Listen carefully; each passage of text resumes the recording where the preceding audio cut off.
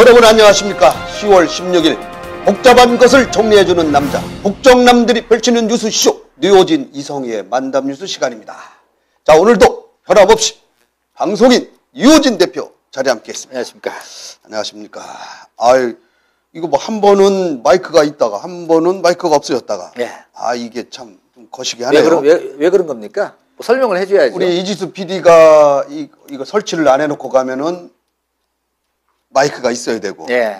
이제 PD가 있으면은 우리가 이거 핀 마이크, 이거 좀 자랑 좀 하려고 하는데 핀 마이크. 이거 참 거의 뭐 공중파 다 따라왔어요? 네, 예. 그렇습니다. 거의 종편급은 되죠?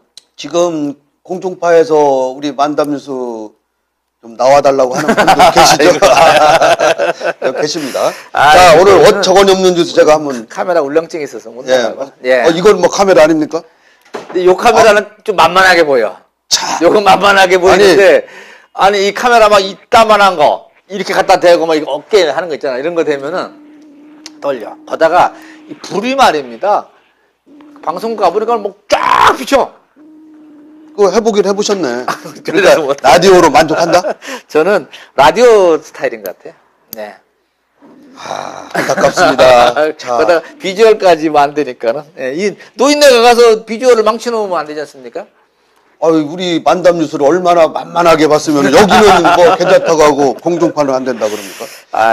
자, 어처구니 없는 뉴스. 예, 뭐 있습니까? 우리가 그 버스 기사가 우리가 승객들이 버스를 타게 되면은 뭐 이렇게 분실물 뭐를 놓고 내리면은 찾아주지 않습니까? 대다수 기사들은. 그렇죠. 그죠? 예. 근데 지난 8일 날 이 가수원에 사시는 분이 승객이 버스를 타고 가다가 지갑을 놓고 떨어뜨렸어요. 네, 내린 거예요. 네. 그래서 아차 하고 다시 그 차고지로 종점에 내려가지고 막 갔더니 차가 떠난 거예요. 그래서 그 버스 회사 신고를 한 거죠. 나 이런 몇 호를 탔는데 네, 예. 분실했다.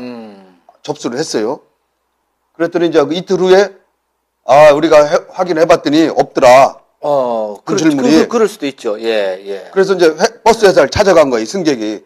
나 그날 CCTV 좀 보자. 요즘 CCTV 유행하지 않습니까? 워낙 뭐 그렇죠. 그러니까 그 회사에서는 버스 회사에서는 개인 정보 때문에 개인에게 보여줄 수 없다.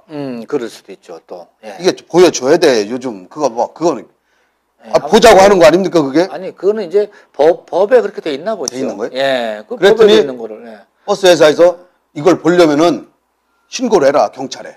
그렇죠. 그렇게 해서 볼 수 있는 거죠. 그래서 경찰에 신고를 했어. 예. 그래서 며칠 후에 연락이 왔어요. 경찰 찾았다. 어떻게 찾았어? CCTV를 보니까 예. 버스 기사가 쓱싹한 게 딱 나온 거야. 예? 아니 그 버스 기사님도 그게 CCTV 설치되는 걸 알 텐데 이 뭐죠 버스 안에 그걸 깜빡하셨나 보다. 그거를 이제 어떻게 지웠어야 되는데. 야 그러네. 네, 그래서 경찰에서는 아이고. 점유 이탈물 횡령죄를 적용해서 어떻게 입건을 하겠다. 예. 그게 또 건이 되면 그렇게 되는 거거든. 그러니까 주순 거 안 돌려주면은 점유 이탈물 횡령죄. 사실 예전에 대체적으로 이 버스 회사들도 그렇고 그런 걸 많이 이렇게 보관함에 뒀다가 대개가 그렇죠. 되게 기사분들이 그래서 우리가 그래서 또 기사님들한테 우리가 감사한 마음을 그렇죠. 전하는데 지금 이렇게 되면은 이거 참 그리고 버스 회사도 그걸 미리 좀 빨리 돌려본 다음에 대처를 하시면 좋았을 거예요. 그러니까 그 버스 회사 경찰까지 가게 했는데 그렇죠. 네. 그걸 자기들이 보고서 그걸 하면은 보고서 뭐 이상이 없다고 얘기를 해야 되는데 그걸 안 본 거예요. 그러니까 그냥 기사편 들었는데 어처구니가 없네. 어처구니가 없죠. 자, 우리 지역에 이번 주에 뜨거운 뉴스였죠. 기자가 기자를 고소한 사건. 우리 대전뉴스의 김기석 대표 기자 사건. 그다음 어떻게 돼 있습니까? 고소를 한 다음에. 고소를 한 것이 이제 DT뉴스에 기사를 썼는데 이 내용을 조금 정리를 해드리면 이렇습니다. 처음 듣는 사람도 있을 테니까는요.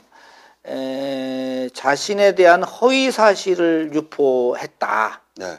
해서 방송사 기자 두 사람을 이제 명예훼손으로 고소를 했습니다. 근데 이 고소한 이유는 이런 내용이더라고요. 자기가 경찰 조사를 받지 않았는데도 경찰 조사를 받고 있다. 아니란 얘기죠. 또 경찰에서 출석을 와라 했는데 불응해서 곧 구속영장을 신청하고 있다. 아, 되게 상당히 구체적이네요. 상당히 구체적인 얘기에 이제 발언을 했다는 얘기입니다. 그런데 중요한 거는 그러면 수사를 하는 당국이 경찰 아닙니까? 경찰에서 정말로 하고 있나? 안 하고 있나? 그게 중요한 거죠. 물어보면 되는 거 아닙니까? 네. 우리 지상현 기자가 또 누굽니까? 이런 거 물어보죠. 아, 물어보죠. 예, 물어보죠.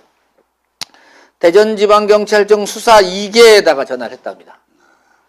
어떻게 돼가는 거예요?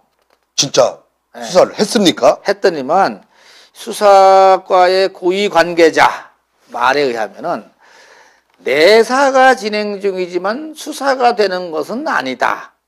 이게 이런 얘기를 하셨답니다. 뭔 얘기예요? 이거 법대 나오셨으니까 좀 알죠? 요거 좀 정리 좀 해줘요.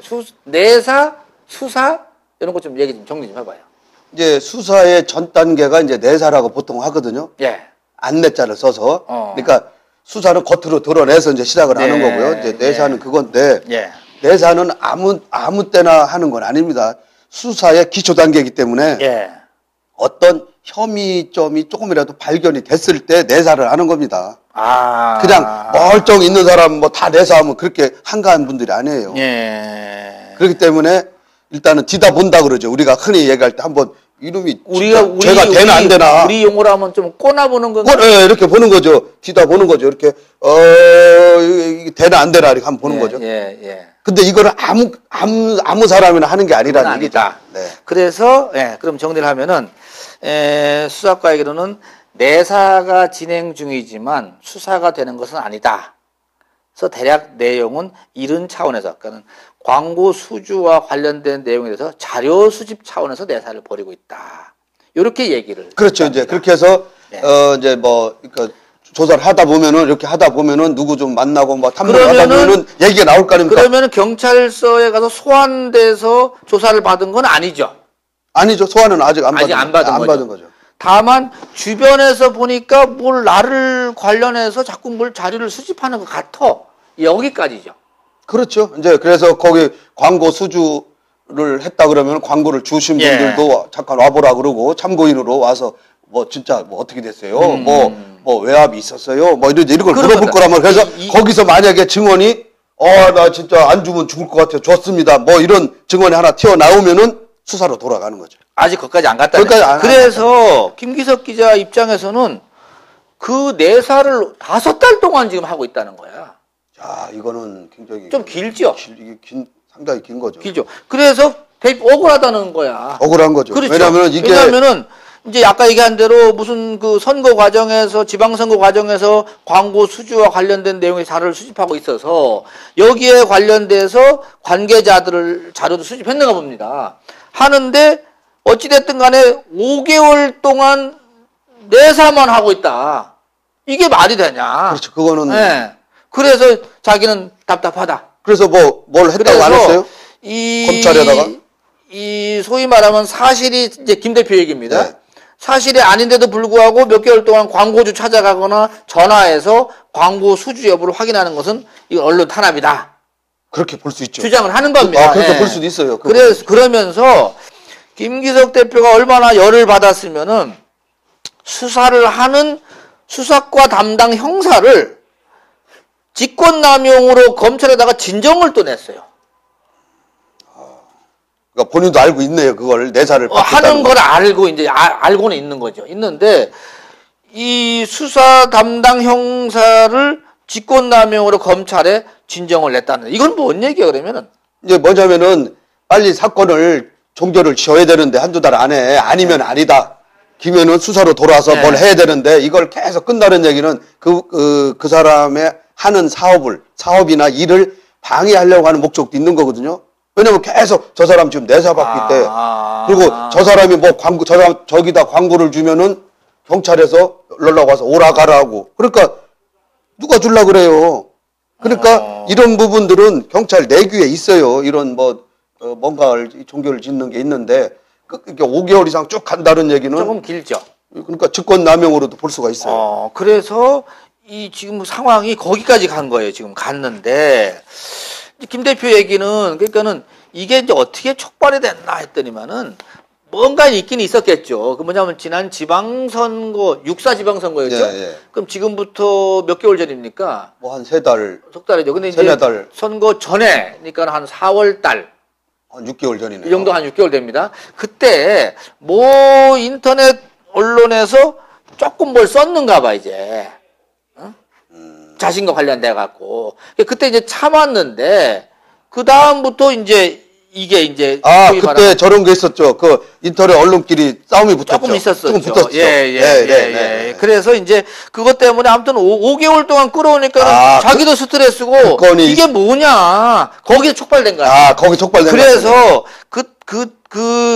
그 뭐죠? 광고를 줬다라고 하는 그 무슨 협회 사람도 나는 그런 일이 없다라고까지 얘기를 했다는 거예요. 했는데도 이게 계속 진행이 되고 있으니까는 김 대표 입장에서도 답답하고, 그러니까 또 얼마나 답답했으면은 수사하는 담당 수사관을 검찰에다가 또 진정서까지 또 점점 커지는 것 같아 지금 이게 보니까는. 커지네요. 예. 왜냐면 이제 진정을 냈다는 더 이상 그걸 못하게 이제 뭐 좀 막으려고 하는 그런 의도도 있는 거 아니에요.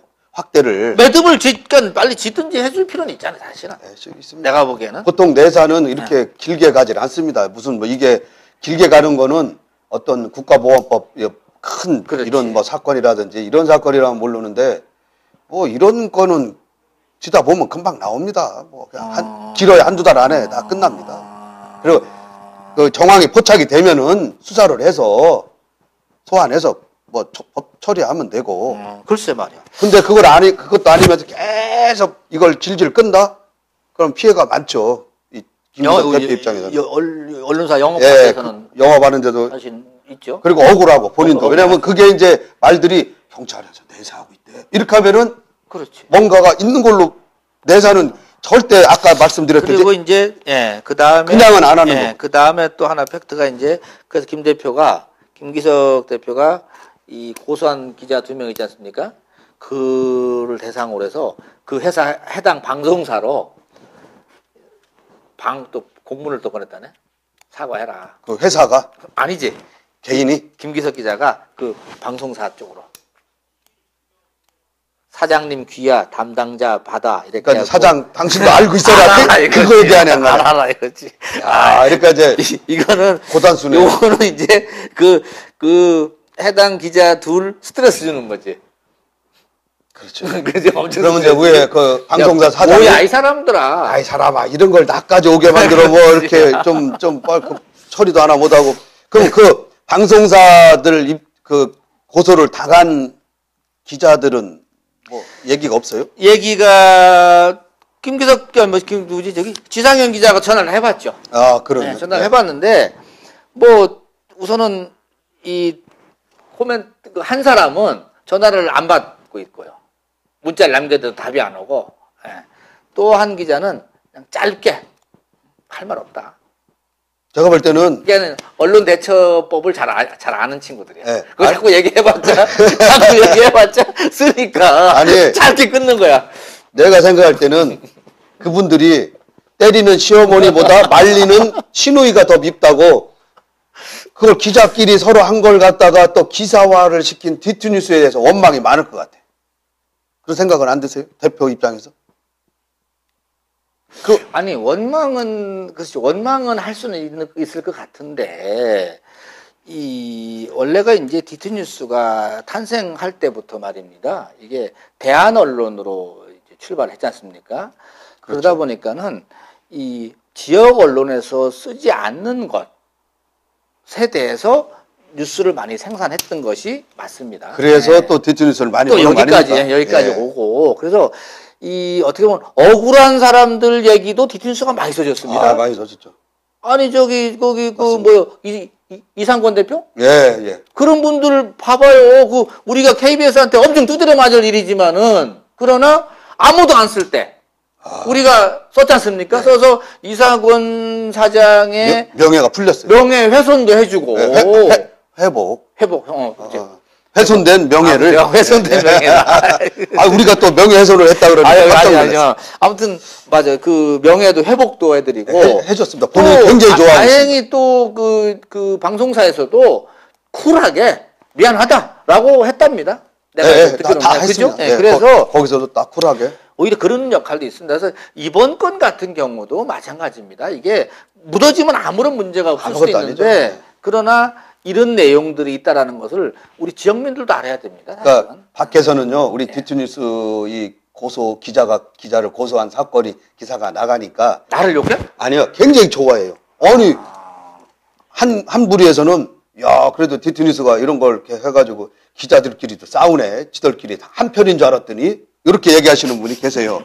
지들끼리 그리고 뭘 이런 걸 써, 지들끼리 다 같은 통속 아니야? 식구끼리 뭘 써? 식구끼리 뭘 써? 네, 이런 근데 디투뉴스는 아니네, 한 통속이 아닌가 봐 이렇게. 근데 이게 중요한 거는 우선은 제일 핵심은 뭐였냐면은 김기석 기자가 억울하다는 것에 포인트가 가 있는 겁니다. 사실은 내가 이걸 아니 그러니까 이제 억울한데 이걸 억울함을 널리 알리고 싶은 거예요, 자기가. 진짜 그걸 알려준 거 아닙니까? 그러니까 이제 가만히 있으면 그냥 막 묻혀지는데. 그러니까 심증은 있을 수 있어요. 심증은 충분히 그렇게 뭐 어떻게 하고 뭐 이렇게 할 수도 있지만은 어쨌든 간에 그렇죠. 심증은 있지만 물증이 없고 증거가 없으면은 그거는 무죄 추정의 원칙에서 얘기를 하면 안 되죠. 그렇지. 예? 그래서 제가 볼 때는 그 담당 아까 형사도 진정을 했다 그러는데 직권남용으로 이런 얘기를 할 수가 있어요. 그 형사가 경찰이잖아요. 그죠? 그러니까 뭐 얘기할 때 사람들이 물어볼 거 아니에요. 아유, 내사하고 있다는데 어떻게 되는 거예요? 뭐, 그 다음 뭐 하면은 이분이 말 한마디만 조금 비슷하게만 나오면은 얘기가 확대되거든요. 예를 들어서 뭐 이제 수사해서 뭐 해야지. 뭐 이제 소환하든지. 수사? 소환? 딱 나오는 겁니다. 그러면은 맞아요. 이게 확 되거든요. 그래서 굉장히 그런 말을 내가 보기에는 수사하는 사람들은 얘기 안 할 거예요. 안 하겠죠. 거의 노코멘트로 할 텐데 어찌됐든 상당히 이 사건이 의외로 왜냐면은 고소당한 방송 기자들도 어디서 들었을 거란 말이에요. 들었겠죠. 자기가 들었지. 그걸 알고 있는 게 아니잖아요. 그죠? 누구한테 들었을 거란 말이에요. 그렇죠. 그러니까 김기석 대표 기자는 그걸 알고 싶은 거예요. 너 누구한테 들었냐? 그것만 얘기하면 너 치워할게. 그 얘기잖아요, 지금. 근데 이분들이 또 누구한테 들었다 그래서 내가 유호진 대표한테 뭐 얘기 들었는데 사실은 유호진 대표가 얘기했어. 이렇게 얘기할 수가 없잖아, 나도 이것도. 그거 어려운 거예요. 그거 촉새처럼 크게 얘기할 수도 없고 꼭 참자리 자꾸 막 우리 회사 사장한테 날라오지. 그지? 근데 내가 보기에는 우리 김기석 기자도 그렇고 이 기자 두 사람이 미워서 이 기자 두 사람을 이렇게 고소까지 하진 않았다고 봅니다. 그러니까는 이 부분은 조만간에 풀어질 거라고 봐요. 김기석 기자가 이거 내려놓으면 내려놓는 거 아닙니까? 그죠? 망칠 줄 만큼 했으니까요. 그 회사 사장한테도 공문 보내고 했어요. 내려놓고 이제 더 이상 이게 확대되지 말라는 것이 핵심이니까는 그 본질을 잘 들어가서 그리고 하고 본인 억울하다는 거에 대해서 그리고 널리 알려주는 이참에 우리 김기석 기자한테도 그 대표한테도 제가 한 말씀 드리면은 이 오얏나무 밑에서 갓근 매지 마라. 오해받을 짓 하지 마라. 그 얘기죠. 괜히 어디 가서. 그렇잖아요. 왜냐하면 이런 지금 내사가 왔다는 얘기는 누군가가 아무튼 뭐 때문에 이만큼이라도 뭔가 이게 그런 게 있었기 때문에 그 흔적을 찾으려고 내사를 한 거지. 그러니까 본인도 좀 몸가짐을 정갈하게 할 필요가 있다. 지금보다 좀 더 반듯하게 좀 할 필요가 있다. 자, 다음 넘어가도록. 그러나 이제 억울함이 이만큼이라도 있으면 안 되죠. 그렇죠. 그렇죠. 그건 풀어줘야죠. 그럼요. 디트뉴스가 원래가 억울함을 풀어주는 방송, 이 디트뉴스입니다. 그렇게 생각하면 돼요. 이제 고소당한 기자들은 속으로는 그럴지 몰라죠. 나는 거기한테 좀 미안하네. 내가 맞다고 생각해. 나는 내가 뭐 이렇게 얘기할 수 있어요. 그분들은 확신을 가질 수가 있어요. 그래서 그런 게 있기 때문에. 어제 대전시 의회 의장 김인식 의장이 취임 100일을 맞이하셨네. 그래서 기자회견을 하셨네요. 그 마케팅 공사 사장 청문회가 29일 날로 잡혔네요. 날짜가 잡혔는데. 그렇습니까? 지금까지는 그냥 슬렁슬렁 도시공사 사장 같은 경우는 슬렁슬렁 했는데 도덕성 검증까지도 해보겠다. 이런 얘기까지 했어요. 근데 저는 이게 지금 내가 그 기자회견장을 안 나가서 내가 모르겠는데 이 도덕성 검증을 끄집어낸 것은 난 조금 의아스럽습니다. 무슨 얘기냐면은 보통은 이 인사청문감사 맞아? 인사청문회. 인사청문이라고 하지, 청문회라고 하는데, 쉽게 하면은, 청문회에서 좀 철저하게 그걸 하겠다라는 게 아니라, 도덕성 검증도 한다고 하니까는 뭔가 도덕성 검증에 뭔가 튀어나온 게 있나? 모르죠. 이렇게 생각이 들지 않습니까? 예, 모르죠, 당연히. 네. 그러니까 왜 도덕성 검증을 느닷없이 꺼내냐는 얘기죠. 지금 시민들이 바라는 게 그런 걸 다 바라거든요.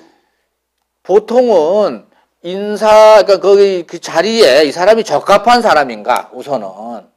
따져보면은, 네. 이 사람이 능력이 그만한 사람인가, 또 거기 역할에 맞는가, 이런 부분을 검증할 수 있는데, 거다가 도덕성 검증까지 나오니까 나는 지금 언뜻 그 제목을 보고, 아니, 도덕성에 무슨 흠집이 있나? 발견했나? 이런 생각이 벌써 들더라고요. 든다는 그렇죠. 얘기고, 이번 같은 경우가 이제 왜 이 얘기에 주목을 받냐면, 사실 지난번, 이 김남일 사장에 대한. 김남일 축구선수. 죄송합니다. 김남일 사장. 김남일 사장을 우리가 잘 안 봤다는 얘기죠. 내가 이름 모른다는 얘기는. 네. 박남일 사장에 대한 조사, 인사청문회는 저건 청문회가 아니야. 청문회라 할 수가 없죠. 저거는, 그리고 누가 주도를 했냐면은, 시가 주도를 한 거야, 시가. 그럼 자기가 임명한 사람을 자기가 주도했는데 그게 청문회입니까? 지금은 의회에 주관하는 겁니다. 대전시 의회에서. 네, 의회. 그렇기 때문에 이제 이번이 진짜 청문회가 되는 거죠. 그런 의미에서 이제 김민식 의장이 강조를 했던 것 같고, 두 번째는 이번에 이 마케팅 공사가 이게 만만한 공사가 아닙니다. 그렇죠. 예, 저기가 역할이 대전에 마케팅만 하는 게 아니고, 대전의 마케팅도 중요합니다. 중요한데, 엑스포 과학공원을 어떻게 활용할 것이냐. 또, 엑스포 과학공원에 들어오는, 과학 무슨 센터 있지 않습니까? 과학 비즈니스 센터. 그거 들어오는 과정에서도 엄청 중요한 역할을 합니다. 여기가. 또 뭐 하나 있었는데, 잊어버렸네? 그런, 사이언스 콤플렉스 조성, 엑스포 재창조 사업, 엑스포 과학공원 활성화, 이런 여러 가지 역할을 하는데, 과연 지금 이름이 뭐예요, 그분이? 이명환 내정자가 이런 역할을 할 수 있느냐? 우선 이거를 나는 좀 철저하게 봐줬으면 좋겠어요. 당연히 이제 능력 검증을 일단 먼저 이걸 철저하게 하고, 나머지 부분에 대해서는 이제 당연히 재산세, 납세 실적, 병역 이행 여부, 이런 부분들, 학력, 경력상, 이런 부분들 문제되면 당연히 문제되겠죠. 거기에 다 나와 있어요? 나와 있지. 준비했잖아요, 우리는. 네. 그렇게 철저하게 좀 해줬으면 좋겠다 해서, 또 이번 경우는 의회가 좀 부담을 갖는 것이, 적격하냐, 안 적격하냐를, 정리를 해서 이제 보고를 해야 되는데, 그것을 권 시장이 그대로 받았겠다고 얘기를 했습니다. 그 얘기는 뭐냐면은, 이 사람을 임명할 거냐 말 거냐를 이 청문회가 결정하는 게 지금부터는. 힘이 많이 실려 있는 거죠. 100% 실린 겁니다, 지금 100%. 이래서. 어깨가 무겁죠. 조심해야 됩니다. 이제 의회 책임이요. 예, 의원들 지금. 예. 의회 책임이 되는 겁니다. 6명이 지금. 7명. 7명입니까? 예. 김종천 건설위원장이 위원장이네요. 산업건설위원장이. 아무튼 그래서 김종천 의원 완장 하나 찾네요. 오랜만에. 이 책임이 이제 김종천 의원이 지금 책임지는 게 그러니까 김종천 의원이 내가 시장이다 생각을 하고 이 사람을 청문해야 돼요. 해서 나중에 거기 이제 종합적으로 보고 내는 거 있지 않습니까? 보고를 해서 여기서 부적격하다고 하면은 권 시장이 안 쓰겠다고 했으니까 잘해야 되는 겁니다. 김종천 산업건설위원장의 누구는 거예요? 거기 의원들이? 1일 천하시장 되네. 1일 천하시장. 아니, 그러니까 누구예요? 1일 시장. 청문위원들이 누구예요? 그 의원들 전부 다. 네, 의원 누구예요? 박병철, 윤진근, 전문학, 김동섭 의원이 들어가 있네요. 그러면 하나, 둘, 셋, 넷, 김종천에까지 5명이죠. 전부 다 새정치연합만 들어갔어요? 새누리당은 안 들어가요? 그것까지는. 이것도 그렇잖아요. 그렇게 하면 안 되잖아요. 이게. 한 개 정당으로만 쭉 하면 안 돼요. 아니요, 이거는, 그걸 따지는 게 아니고요. 상임위원회에 속해 있는 의원이 해당 상임위원이고 플러스 2사람이 지금 올 겁니다 여기에. 그건 안 밝혀졌어요. 이거 아직 안 나왔는데 여기에 지금 이게 시민사회단체에서 누가 들어간다는 얘기도 있고요. 너무 의원님들만 하다 보니까 그래서 하는데 어찌됐든 책임감 있게 해서 맞아 우리 김종천 의원이 하루 시장이 되는 겁니다. 일일 시장. 내가 보기에는 그렇게 해서 본인 책임지는 겁니다. 자, 제가 뭐라 하죠? 공무를 담당하시는 공직자 삼불사고 얘기를 한번 한 적이 있었죠. 거기다가 지난번에 사필이 요즘은 꼭 필요하다. 사필? 예. 네 가지 필요한 게 시험도 냈잖아요. 예? 나도 못 해보는데. 위장 전입, 맞아. 세금 탈루, 논문 표절, 뭐 이렇게 제가 네 가지를 요즘은 왜 그런 게 없으면 안 되는가. 그래서 이게 도덕성에 이런 부분들도 좀 봐야 됩니다. 왜 그러냐면은 도덕성으로 안 보면은 저 같은 사람은 공직에 들어갈 길이 없어요. 왜? 올바르게 산 사람은 어떻게 들어가요? 올바르게 살지 않은 사람들이 다 들어가면은. 나는 못 들어가. 나 톡 까놓고. 좋겠어요. 그러니까 들어가세요. 예. 사필이 없으니까 위장 전입도 안 하고 세금 탈루도 안 하고 논문도 표절하고 이런 게 없으니까 나는 못 들어가는 거예요, 지금. 지금 현실이 이렇게 있어야 들어가는데. 있어야 들어가는데 이게. 지금 장관들 치고 이거에 안 걸린 사람들 없습니다. 한두 개 만들어요. 그래서 제가 그걸 들어가려고 만들 수는 없지 않습니까? 지금까지. 어쨌든 간에 이번에 우리 김민식 의장께서도 이런 좀 뭔가 좀 큰 결심을 갖고 무거운 책임을 갖고 한다 그러니까 되는데 100일을 맞이한 그 소회를 얘기하는 게 제가 아주 얘기를 적어갖고 왔어요. 그래요? 멋있더라고요. 누구? 이 김민식 의장. 예. 여성은 어머니의 리더십을 갖고 있다.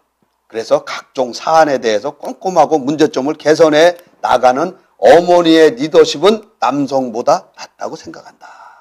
이렇게 소회를 밝혔어요. 내가 주워 들은 얘기를 하나 우리 김민식 의장님한테 한마디 또 충고를 하나 해야 되겠네. 이럴 때. 그렇죠.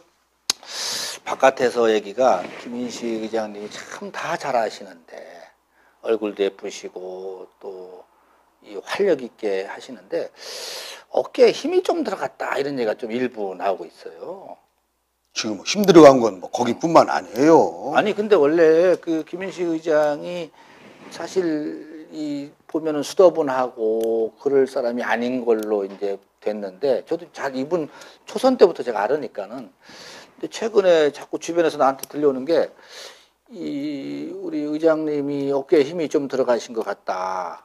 이래서 이렇게 가면 안 되는데. 안 될 게 뭐가 있어요? 누가 끄잡아 내릴 사람도 없는데. 아니 어머니 아까 리더십 했는데 어머니는요 어깨에 힘이 들어가는 어머니는 어머니가 아닙니다. 그거는 그 말씀을 하시려고. 아줌마나 그 옆집 아줌마지 어머니가 아닙니다. 그렇죠. 어머니는 어깨가 쑥 그렇지. 네, 우리 어머니들 봐봐요. 어깨가 좁지 않습니까? 좁고 어깨에 견장찬 어머니는 없습니다. 그건 어머니가 아니지. 그러니까는 어머니를 하려면 제대로 어머니를 해야 된다는 얘기를 하고 싶은 거죠. 제대로 된 충고네.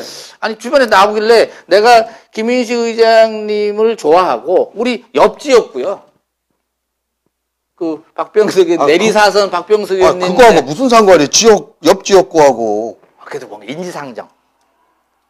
내가 그쪽 지역을 가끔 지나가고. 그렇게 얘기하면 박근혜 대통령이 내 친구 사촌 누나요. 아이고 도래. 참 아무튼 모르시는구나 그거. 아니 내가 이제 김 의장님하고 잘 안다는 얘기를 하려다 보니까 그런 거지. 그래서 그렇다는 얘기를 해서 의장님 아무튼 지금 아주 좋은 말씀하세요. 이 어머니의 리더십인데 어머니는 어깨에 견장찬 어머니는 없다라는 거. 지금 어깨가 힘들어가는 어머니는 없다라는 거를 내가 말씀을 드리면서 또 내가 100일 됐는데 찬물 끊는 것 같아서 내가 조금 조심스러운데 얼마나 이 어깨가 올라가 있으면은 사람 보고 쌩까잖아요. 피졌지. 어쩐지. 그걸 하셔야지. 그렇지. 그러면 안 되지. 그래. 다 이게 쌩까는 어머니 있어? 세상에? 일맥상통한 얘기입니다. 다. 아니 진짜 그러니까 아까 내가 얘기했지만은 견장도 없지만 쌩까는 어머니는 없어요. 그렇습니다. 맞아. 그래서 쌩까는 아줌마는 있지. 그래서 말씀드리는 겁니다. 그래서 이게 내가 지금 그 잊어버렸네. 이 새정치민주연합 이 권선택 시장 들어오고 나서 권선택 시장은 우리 김학용 주필께서 권특보, 김종학 특보는 김시장 이렇게까지 칼럼을 쓸 정도로 엄청 뿔났어 그것 때문에. 근데 뿔 난 건 그 얘기 많이 나와. 예, 뿔 난 건 맞아요. 나온 거 사실이에요. 뿔 날 수밖에 없어요. 그 얘기 들으면 나래도 뿔이 나요. 근데 왜 이런 얘기가 나도는지는 뒤돌아 볼 필요가 있어요. 그렇지, 맞아. 지금 제가 김종학 특보가 그분 네. 어깨에 뽕을 한 5개 넣었다고 얘기를 했죠. 이렇게 뒤 어깨 쳐져 있죠. 이렇게. 누구? 이성일? 예? 그럴 사람이 아닌데. 항상 김인식 의장은 그럴 사람이에요. 그렇지. 그러니까 지금 누구나 할 거 없이 전부 다 우리가 지금 새정치민주연합이 김현 의원을 따라요. 이거 완장 차갖고 좀 내가 누군지 알아 까불고 있어. 이거 안 돼. 맞아. 이분이 지금 내가 또 적어갖고 왔어. 20대 총선에 관련된 역할론에 대해서는 뭐라고 얘기하냐면 정당인의 역할이 있다면 어떤 것이든 해야 된다고 생각한다. 이 얘기는 뭐냐면은 아주 교과서적인 말씀. 아니죠. 교과서적이지만은 국회의원의 뜻이 있다는 얘기죠. 이걸 잘 해석을 잘해야 됩니다. 그래서 이분도 다음 총선에 그러니까 1년 반, 1년 좀 더 남았는데 요때 역할을 좀 한 다음에 차기 이제 의장직을 이제 시의원을 끝난 다음에 도모할 수 있는 기회가 오죠. 아니면 빠르면은 1년 반 후에 기회도 올 수 있고요. 정치 지형은 변하게 돼 있습니다. 그건 뭐 모르는다니까. 그래서 예. 이렇게 하시는 분들은 특히 이런 원대한 꿈을 갖고 있고 이런 분들은 어깨에 뽕이 5개씩 올라가면 안 되죠. 5개씩 뽕을 있는 것도 빼가지고 이렇게 내려도 지금 될똥말똥인데 그래야 이게 되는 거 아닙니까? 맞아. 지금 권선택 시장만 오히려 옛날보다 더 내려놓고 그렇지. 그냥 이웃집 아저씨처럼 훈훈하고 아주 막 이렇게 하고 다녀요. 그러시더라고. 예, 막 완전 소탈하게 다니는데 그러다 보니까 더욱더 김특보라고 아니 권특보라고 얘기를 하는지도 몰라요. 뭔가 좀 이렇게 해야 되는데 그래도 안 하면 또 안 한다고 뭐라 해. 왜 그래? 아니 안 한다려 지금 잘하고 있어요. 있는데 그러니까, 밑에 있는 사람이 워낙 힘이 세고 뒤로 어깨를 제치고 의자 제치고 이렇게 있으니까 욕을 다 먹을 뿐이지. 거기 내가 보니까는 그 의자가 좀 안 좋은가 보네. 의자가 이게 의자를 너무 바꿔줘. 뒤로 제껴져. 의자를 의자를 바꿔야 돼. 바꿔줘. 의자는 이게 뒤가 딱딱해야 돼. 그래서 지금 넘어가지 않게. 100일 때 이렇게 한번 뒤를 그러니까 전체 그 좀 중요 요직에 있는 분을 뒤를 돌아다 보면은 예. 권선택 시장은 아주 소탈한 마음으로 물론 100일 기자회견도 했지만은 모든 걸 많이 내려놓고 힘도 의회에 많이 주고 분산을 많이 이게 분권형 본인이 주장했던 분권형을 많이 하고 있어요. 근데 그 밑에 있는 참모 좀 힘 있는 사람들은 아까 김종학 특보란 이런 사람 목 딱 제치고 있죠. 그래 욕을 권선택한테 욕을 보이고 있죠. 또 김인식 의장도 새정치민주연합이니까 거기도 조금 고개 막 들고 다니죠. 쌩까지요. 그만해 이제. 아니 그만해. 또 나는 그냥 가볍게 하려고 했더니 왜 이렇게 세게 나와요 또. 그래요? 네. 아니 나 그 좀 좋은 얘기를 해주려고 적어 갖고 왔어요. 여성 리더십 어머니의 리더십을 내가 했다 100일 동안에. 그러니까 많은 어려운 것도 막 많이 한 일도 많아요. 하는데 100가지 중에서 99가지를 잘하고 한 가지를 못하면은 99가지가 다 무산되는 게 바로 사자입니다. 싸가지. 싸가지 점수. 예, 이 완장 점수. 저 거만하다 뭐 이런 얘기는요. 아무리 99가지 좋은 일을 많이 했어도 그 한 가지로 다 묻혀버립니다. 현실은. 그래서 다른 거 99가지를 못했는데 한 가지를 잘해. 저놈 싸가지 있는 놈이네. 요 소리 들으면 끝난 겁니다. 다. 맞아. 예, 그렇지. 이해가 확 옵니까? 예, 와요. 예.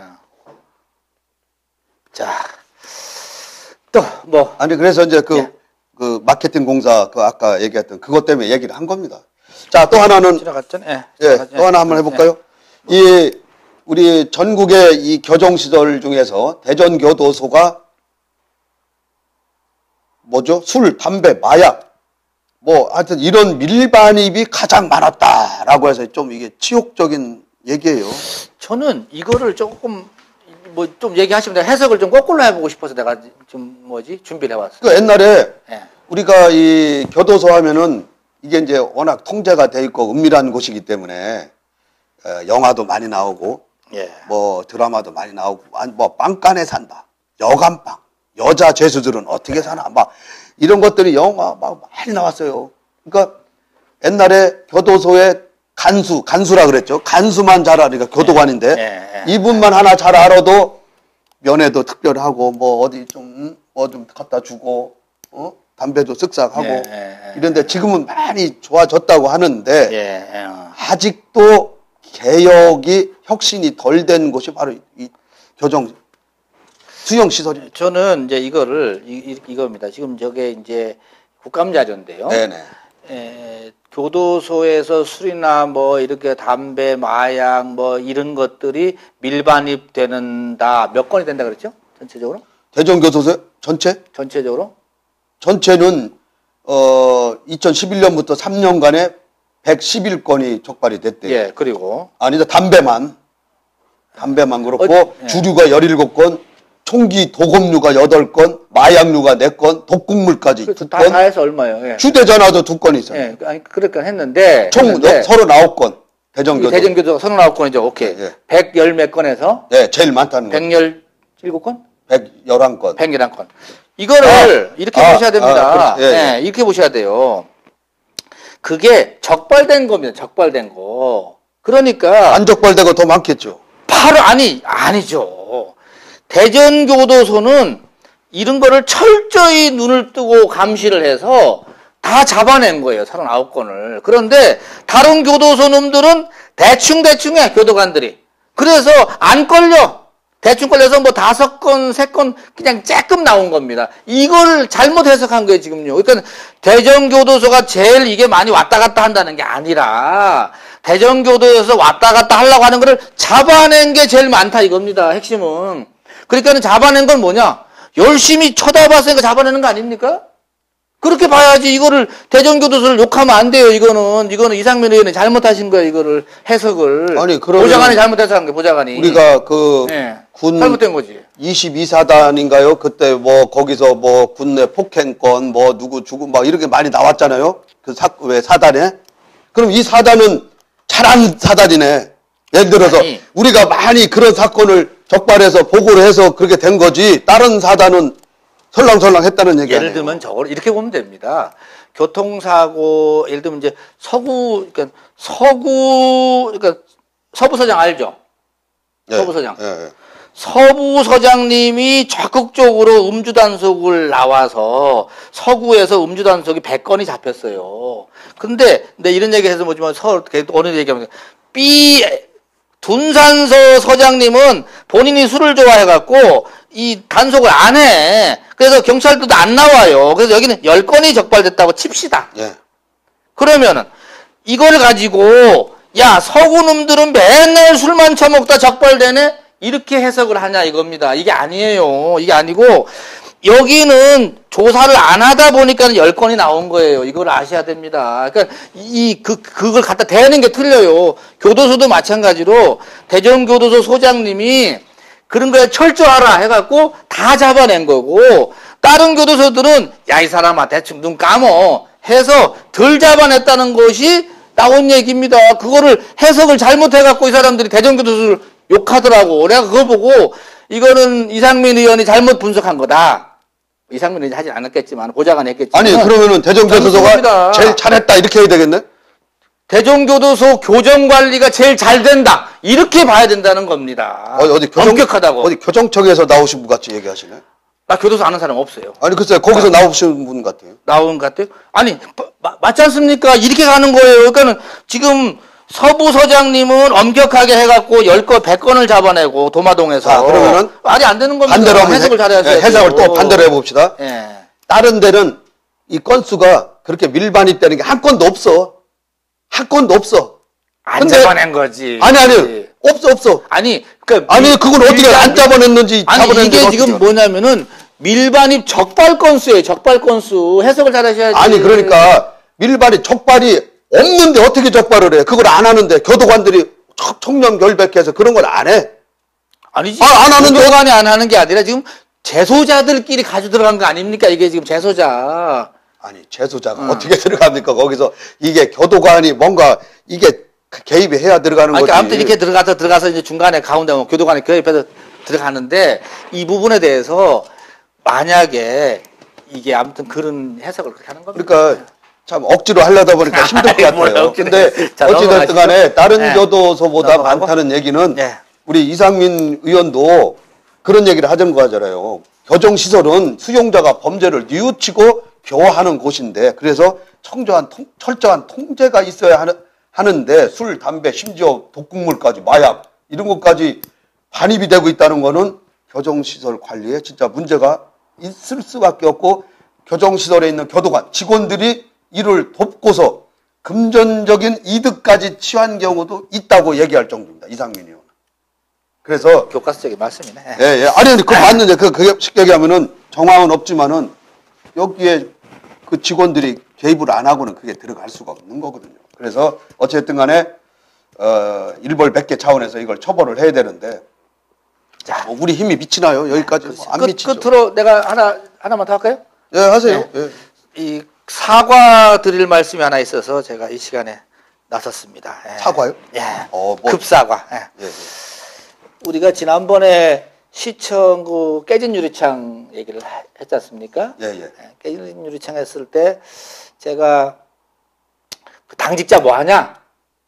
세게 갔죠. 총경 뭐 하는 거냐? 예. 했더니만 활큰했죠. 시청에 근무를 한 3년 하셨다고 하는 한 분이 저한테 전화가 왔어요. 전화가 와서 그거는 이 시청의 구조를 잘 몰라서 하는 얘기다. 요 기자가. 그러면서 잘 하신다. 시청을 뭐 20년간 다니신 분이 그래. 글쎄 말이 말이 안다고 할 때는 언제고 막 큰 소리. 그거 다시 영상을 한번 들어줘야 되겠다. 그래서 지금 거기가 이제 엘리베이터 뭐 막는 것도 뭐 이렇게 해명을 쭉 하시더라고요. 하시면서 그 시장실에도 그 손도끼 들고 들어온 경우도 있었다고 합니다. 그래서 다 그게 막을 수 없는 거 아니냐. 막을 수는 없죠. 이런 말씀을 저한테 하면서 좀 유 기자가 좀 과하게 혼내는 것 같더라. 그래서 내가 괜히 또 저 때문에 괜히 또 우리 뭐 자치국장님이나 이런 분들이 또 청경들 혼낼까봐 청경들 죄는 없다. 청경들 죄는 없고. 전화 한 통에 이렇게 유하게 또 나오시면 어떡합니까 그래. 당직자들도 그럴 수 있는 거지 뭐. 예, 우리 시청자 여러분 참 혼란이 오겠습니다. 아니 또 내가 모르고 그 사람은 거기서 3년을 근무했다고 하니까 내가 또 어떡합니까? 아니 그 구조가 그렇게 못 올라가게 돼 있다며요. 나한테 많이 혼내키고서 그래. 거기가 그렇게 원칙적으로는 그렇게 돼야 되는데 그게 원칙적으로 그 뭐지? 여기도 안 되고 있는 거네 그럼. 10월 9일 날이면 뭐죠? 무슨 행사가 있었죠? 한글날 행사 때문에 미리 좀 그냥 슬렁슬렁 놔뒀던 것 같더라. 이렇게 좀 얘기를 하는데 그렇죠. 그 상황이 그랬답니다. 밤에는 철저히 한대요. 밤에는 철저히 하고 그날 8시쯤에 조금 슬렁슬렁 할 때 쑥 들어가는 걸 못 잡은 것 같고 이렇게 장시성 그 안전행정국장이 한마디 갔을 거란 말이에요. 당직자들 당직 근무 확실하게 서라. 근데 그거 주일날 특히 휴일날 아침 특히 이제 아침 같은 때가 좀 설렁설렁 하거든요. 새벽에 혹시 저 때문에 또 혹시 우리 국장님한테 한 소리 들었다면은 넘어가고 마음이 이렇게 약해서 이거 아무튼 또 지적을 받으니까 또 내가 또 너무 심한 것 같다면 또 얼른 해야죠. 그래요. 좋습니다.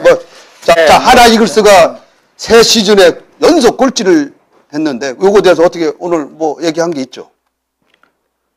하나 이글스. 하나 이글스 꼴찌 된 거요?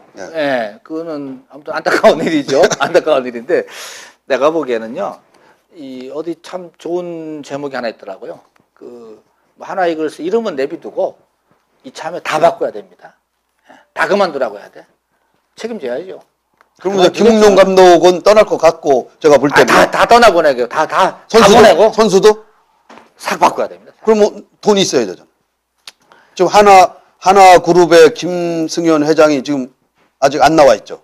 나왔죠. 나와 있어요? 네, 나왔죠. 아니, 제가 보기에는 김승현 회장이 보면은 스타일이 사람을 이렇게 막 바꾸고 하는 스타일이 아니라고 합니다. 그분이 원래가. 그래서 지금 김웅룡 씨가 2년? 3년? 근데 이 정도 했으면 이제 딱 떠날 때가 딱 됐어요. 더 있으면 진짜 사실은 지난번에 떠났어야 돼. 지난번에 뭐 합니까 이게. 뭐예요 와서. 한 게 뭐 있어. 리빌딩 한 게 뭐가 있고 결과가 안 나오지 않습니까? 작년에 꼴찌 했을 때도 기분 나빠도 참았어. 하나 사람들이. 참았죠. 뭘 올해도 이게 뭡니까? 책임져야지. 지금 2009년부터 6년 동안에 5번 꼴찌 했으니까. 그러니. 아, 참. 아니 이게 뭐 충청도를 어떻게 보는 거예요 지금. 안 되지. 다 바꿔야 돼. 다 바꿔. 대전 시티즌도 바꿔야죠. 거기 2부 리그로 가 있죠 지금. 시티즌은 이제 2부 리그에서 올라옵니다 이번에. 예. 아, 그것도 망신 아닙니까 우리 지역에? 아니 그 작년에 망신이었죠. 작년에 망신이었는데 이번에 나름대로 노력을 많이 했던가 봅니다. 거기가 아주 피나는 노력을 해갖고 그래도 이번에 1부 리그로 승격될 가능성이 거의 올라왔어요 지금. 얼마 안 남았습니다. 예, 제가 보기엔 거기는 시티즌 상줘야 돼요 사실은. 그래요? 그럼 아니 그러니까 2부 리그 내려갈 때 작년에는 문제가 됐죠. 거기가 시민의 세금이 너무 많이 들어가 지금 40억씩 들어가 40억씩 거기가. 그러면 시에서 완전 인수를 하지 그냥. 지금 시에서 운영하는 거 아닙니까? 뭘 인수해. 시민구단이에요, 시민구단. 시민구단이요? 사실은 시민구단이, 이 시민이 세금을 이렇게 많이 내갖고, 이 운영하기는 안 됩니다, 이게. 안 되지. 우리 더더더라. 기업이 해야지. 이걸 왜 시민 세금으로 합니까?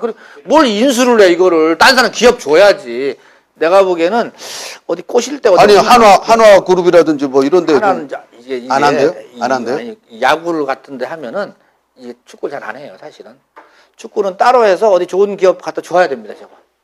자, 아니, 무슨 삼성그룹이나 뭐 금성그룹이나 뭐 이런 뭐 좀 큰 데다가, 어? 그거는 이제 그 시장들의 역할이죠. 계룡건설 하면 안 되나? 아직? 계룡건설은 사이즈가 너무 작아. 작아요? 예, 계룡건설 하면은 계룡건설이 무너집니다. 내가 보기에는. 이게 비용이 너무 들어가요. 한 100억 들어갑니다, 1년에. 예, 1년에 100억씩 어떻게 집어넣어요? 그러면 뭐.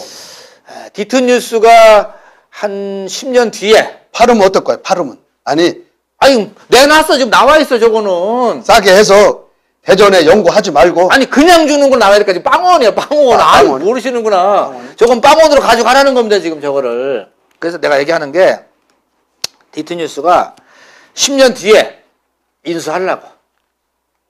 10년? 예. 10년 뒤면은 내가 보기에는 저 정도, 하나 정도는 인수할 수 있습니다. 네. 네. 꼭 되기를 네. 기대하겠습니다. 네. 우리 이지수 기자를, PD를 구단주로 시켜줘야 되겠어. 하면 잘할 사람. 잘할 사람이요. 네, 잘할 뭐, 사람. 머리도 명석하고 네. 또 이 손이 맥가이버 손 아닙니까? 네, 그렇죠. 자, 10월 16일 복잡한 것을 정리해주는 남자 복정남들이 펼치는 뉴스쇼 여기까지 하겠습니다. 수고하셨습니다. 네, 수고했습니다.